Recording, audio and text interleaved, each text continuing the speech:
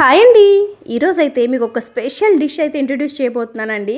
అదేంటక్క gulab జాముల packet చూపించి special dish అంటావు, ఎవరికి తెలియదు గులాబ్ జాములు అని అనుకుంటావా? గులాబ్ జాములు అనుకున్నారు అంటే కనుక పొరపాటు పడినట్లేనండి. నేను ఇప్పుడు ఈ గులాబ్ జామ్ పిండితో అయితే కేక్ చేద్దామని చెప్పి రెడీ అయ్యానండి. నేను ఫస్ట్ టైమే చేస్తున్నానండి. చూడాలండి ఎలా వస్తుందో ఏంటనేది. 1/2 కప్పు సూజీ రవ్వ అండి, 1 కప్ అయిందండి గులాబ్ జామ్ది, 1 కప్పు ఇంకా నేను జాగిరి వేసానండి. తర్వాత బేకింగ్ సోడా, బేకింగ్ పౌడరు, పాలండి, అంతే. ఇలా బ్యాటిల్లా మిక్స్ చేసుకొని ఇలా ఒక ప్యాన్లో వేసుకోవాలండి. తర్వాత ప్రీహీట్ చేసుకోవాలండి ముందుగానే ప్యాన్ని. తర్వాత హీట్ అయిన దాంట్లో మనం ఆల్రెడీ ప్రిపేర్ చేసి పెట్టుకున్న బ్యాటిల్ని అయితే పెట్టేసేయాలండి. అసలు ఇది గనక మీరు ట్రై చేసి తిన్నారు అంటే అండి ఇంకెప్పుడు గులాబ్ జాముల వైపు చూడరండి. దీన్నే ప్రిఫర్ చేసుకొని తినాలి అని అనిపిస్తూ ఉంటుందండి. అంత టేస్టీగా ఉంటుంది.